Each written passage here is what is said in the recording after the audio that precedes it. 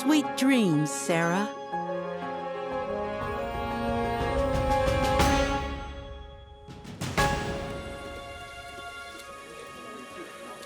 Before the Civil War, Sarah obeyed her owner. Hurry up. Eyes down. Don't speak. Slaves were property, like a cow or a plow or the cotton that grew in the master's fields.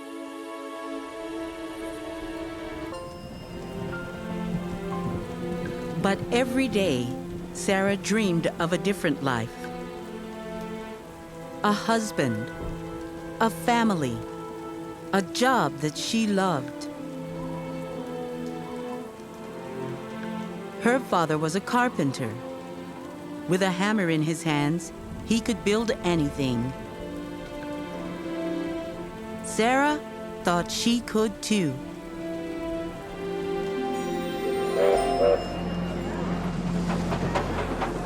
Then something happened that changed their lives forever. A new law freed people from slavery. Sarah moved to Chicago with freedom in her pocket, hope in her heart, and dreams swirling in her head.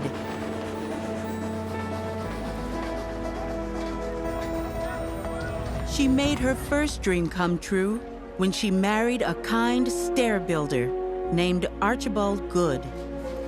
They started a family, her second dream. Sarah rented out rooms in their home to people who needed a place to live. She saved every penny she could to pay for her third dream, her own furniture store.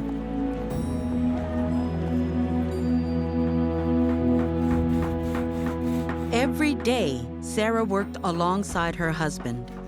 Measure, cut, sand. And every day, Sarah listened to her customers. Pretty crowded at our place. There are 5 of us crammed into one room. Sure wish the kids had their own bed.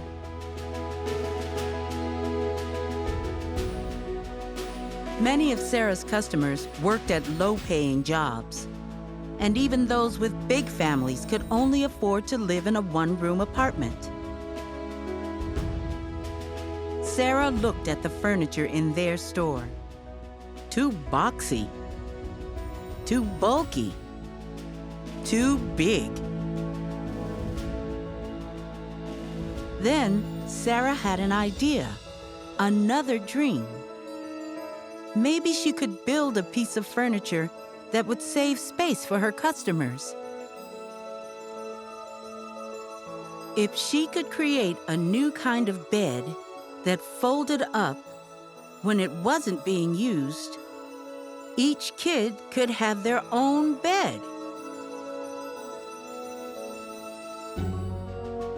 Sarah hurried to the lumber yard, clutching her precious saved coins. And when she returned home, she began building her invention. Measure, cut, sand.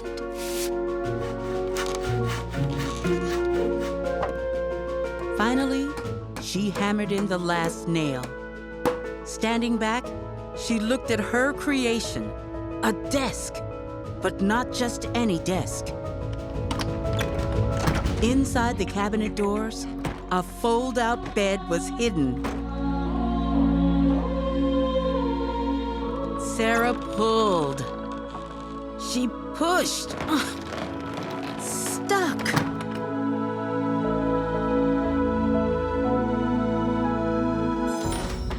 Sarah took it all apart and started over again. But everything went wrong. Wood split, nails bent. The bed wouldn't lay flat. Sarah didn't give up. She took a deep breath and dove right in to fix it again.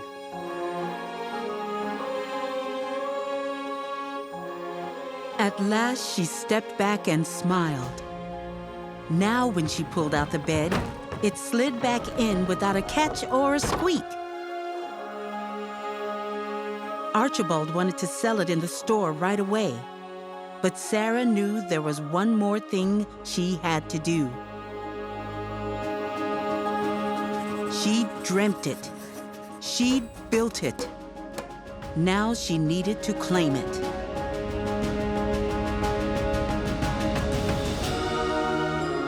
Sarah needed to get a patent.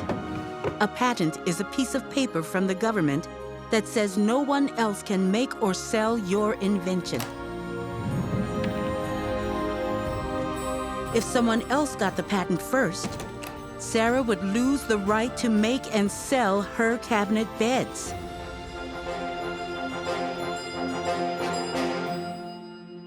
Sarah met with a patent attorney, and they filled out the application. She explained how her cabinet bed was a new and useful idea. Sarah slipped the documents into an envelope and mailed it, and the waiting began.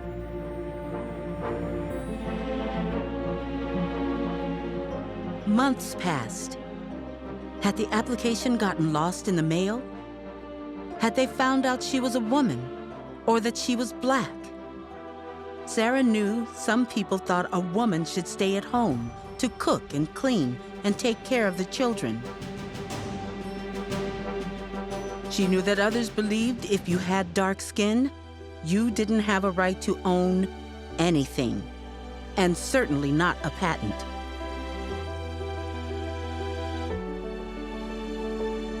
But Sarah knew better.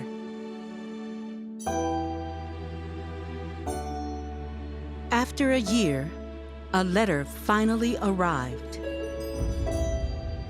Denied. There were already patents on similar inventions. Sarah needed to prove hers was different.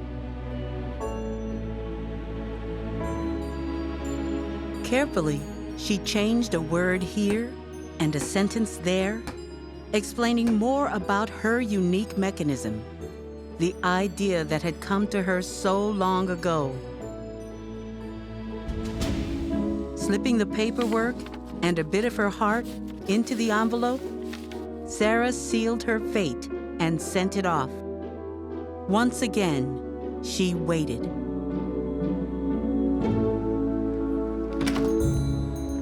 This time, a thick envelope arrived from the U.S. Government Patent Office. Sarah took a slow, deep breath. She slid out the papers. She read out loud, S.E. Good, cabinet bed, number 322177, patented July 14th, 1885.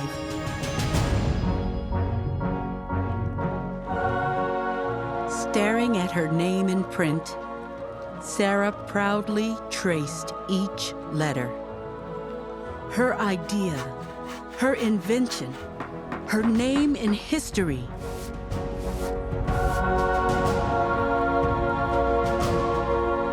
She had built more than a piece of furniture.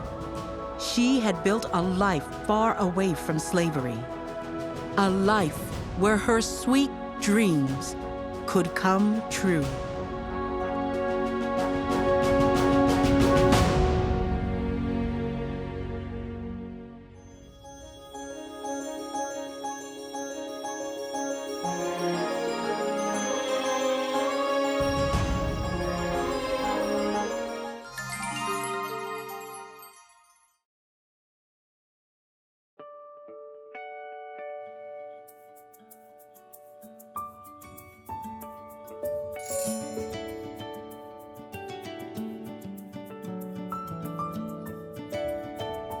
Beautiful shades of brown.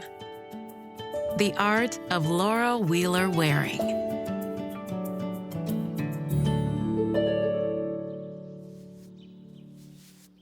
Laura loved the color brown. She loved her mother's chocolate-colored hair, her father's caramel coat, and all the different browns in the cheeks of her younger sister and brothers.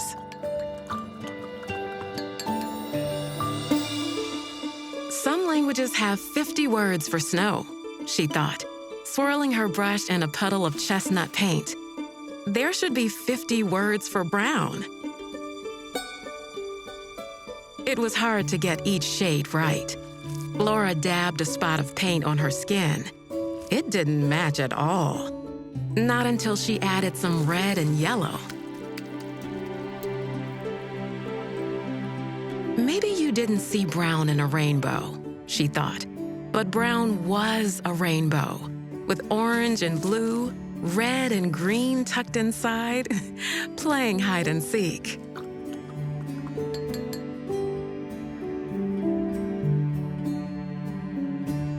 Laura spent hours mixing and blending, trying for the precise shade of the russet crinkles by her father's eyes and the coffee-colored creases in her mother's hands. She bribed her sister and brothers with peppermints to sit, while she tried to capture all their colors. One day, she dreamed, her paintings would hang in museums, and everyone would see how much color brown could hold. That was a crazy idea for a 10-year-old in Connecticut in 1897. African Americans had separate neighborhoods, churches, and schools. Nobody was going to put paintings of African Americans on museum walls. Laura was young, but she was determined. Maybe there weren't portraits of African Americans in museums yet, but she could turn her room into a gallery. At least there, her sister and brothers could see pictures of people with all different shades of brown smiling back at them.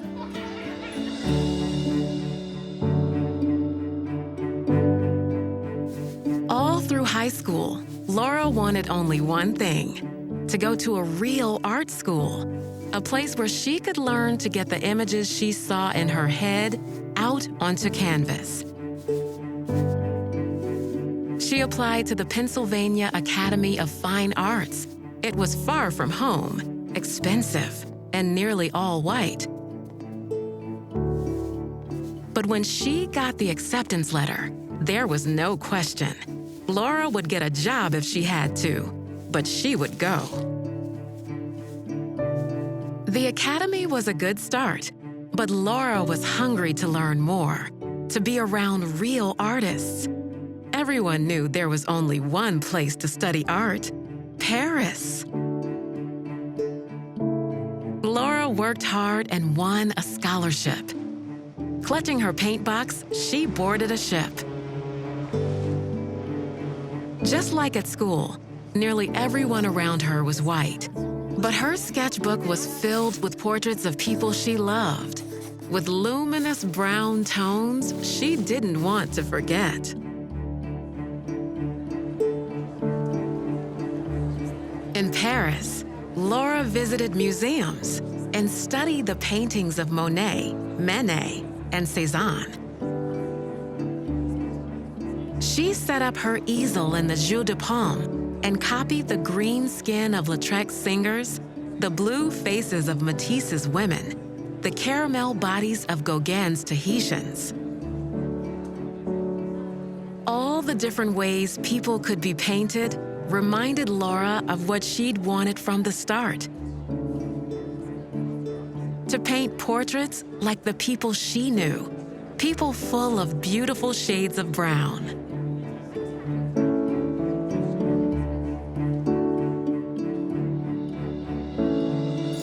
Back home in Philadelphia, Laura heard about a young African-American singer performing Handel's Messiah at the Union Baptist Church. Marian Anderson was just a teenager, but when she walked out on stage, She held her head as high as a queen. Then Marian sang, and she didn't sound young at all. Laura's eyes filled with tears. It was as if she was hearing what she had been trying to paint for so long. Marian's notes rose and danced about her in beautiful shades of brown. One day, I'm going to paint Marian Anderson, Laura promised herself.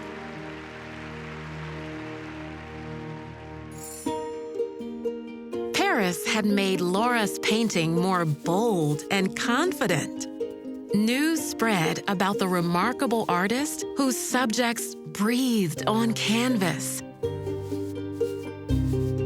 In 1944, the director of the Harmon Foundation told Laura they wanted to build a collection of portraits of important African Americans. Would Laura like to paint them? Yes, she would.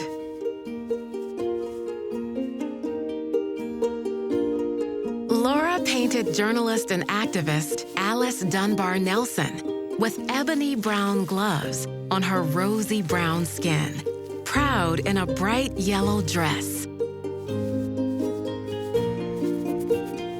She painted Broadway lyricist and poet James Weldon Johnson, a dashing dark mustache on his sensitive face. She painted educator and writer W.E.B. Du Bois, wearing a warm brown suit and smoky topaz tie, holding sorrel-colored glasses.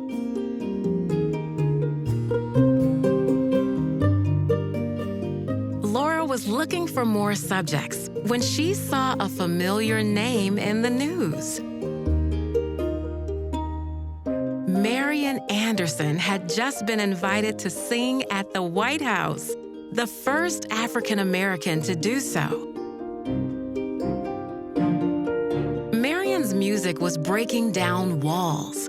Could a portrait by Laura break down walls too?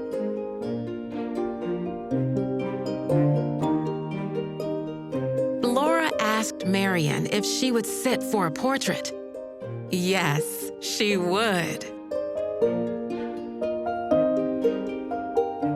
Day after day, Marian posed. Laura mixed shades of brown, burnt umber with yellow and dabs of white. No, that wasn't it. How about a little green and violet? Closer. Laura wiped her paint-spattered forehead. Traces of red and cerulean blue?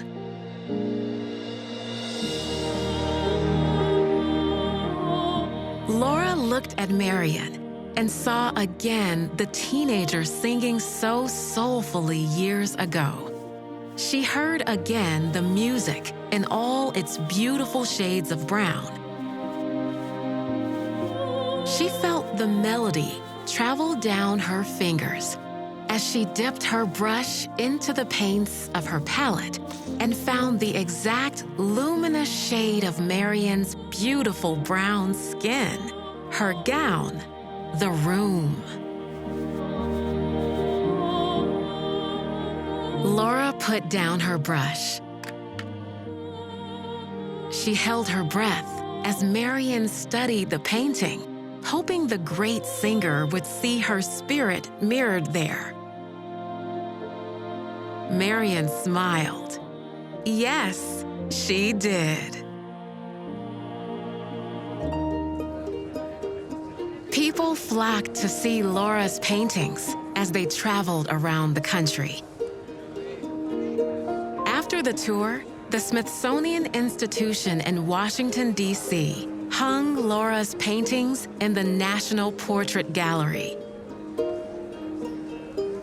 Now her portraits weren't hidden in her bedroom, but hung in gilt frames on the walls of a real museum.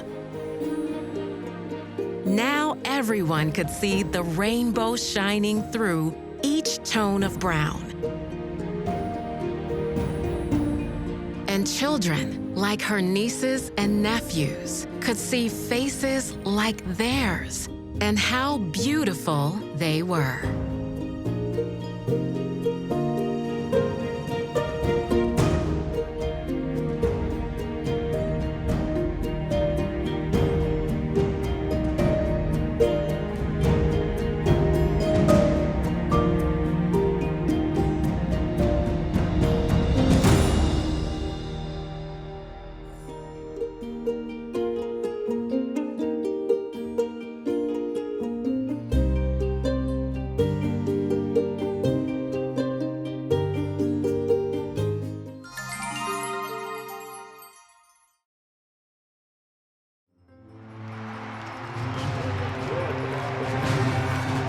Ronnie and His Grit.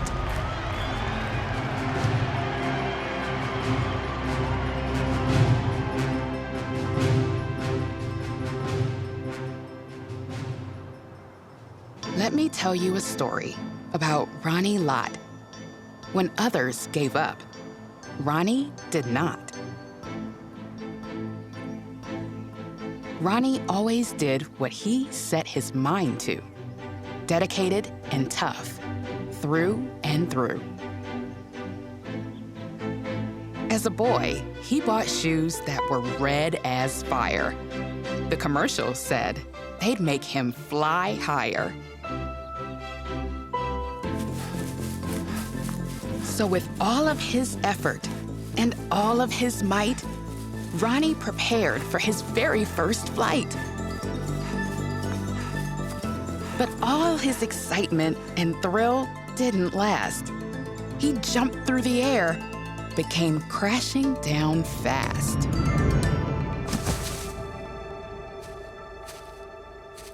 It was after his unfortunate plunk of a tumble that Ronnie felt something inside start to rumble. He sat there a bit, somewhat battered and bruised, and brooded across from his new pair of shoes. Maybe these shoes won't make me jump high. Maybe it's me and how hard I try. That rumble in Ronnie is what we call grit. A voice that encouraged him, don't ever quit. Grit followed Ronnie as he grew and grew, every time that he played or tried something new. He was skilled at sports, and that helped him thrive. But grit always urged him, continue to strive.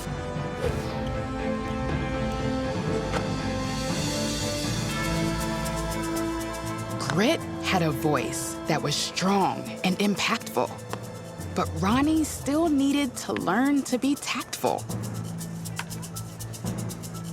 Like when his coach said, throw as hard as you can, and he knocked someone over. That wasn't the plan.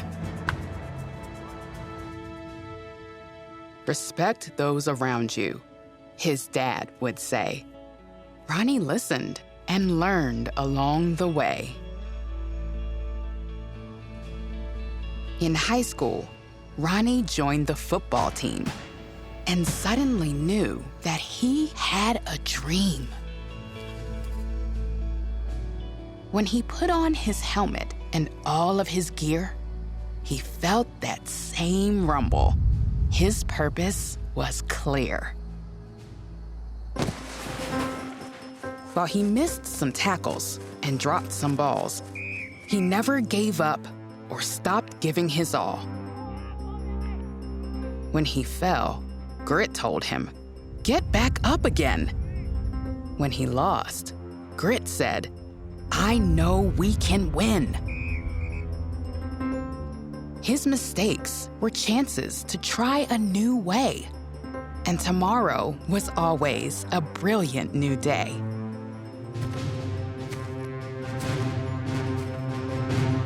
Years passed, and he joined a professional team.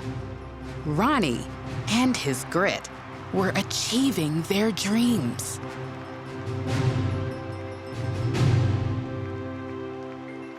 Sometimes he got hurt, and sometimes his team lost. He kept doing his best, no matter the cost. One fateful day on the football field, he was put to the test, and his grit didn't yield. Ronnie got hurt. It was really a zinger. He arose from the play, losing part of his finger. But even that didn't stop him from reaching his dream and inspiring others, including his team.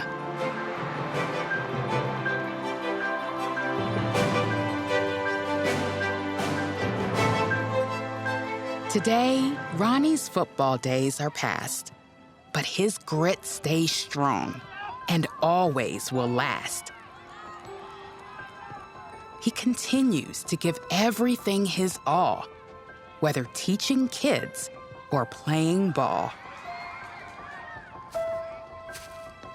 Every time he helps inspire someone, every time he cheers on his daughters or sons, grit is helping him follow through. Give this life all you've got. I believe in you. Have you listened closely to that voice deep inside? The one that's telling you never to hide? Next time you're down or feeling blue, remember that grit lives within you too. It's the whisper that says, yes, you can. Yes, you can. It's the belief in yourself. It's your greatest fan. It's never too late to call up your grit, your own tiny voice that rumbles. Don't quit.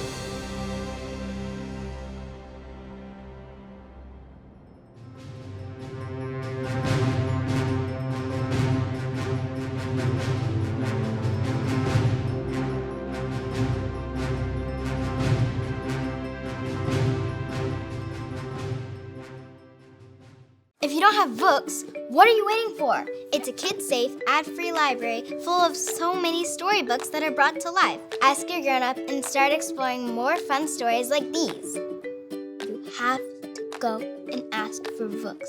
Enjoy the specialties of this app right here. Go on, come on, go off. Thanks for watching. For more stories, try the Vooks app for free today.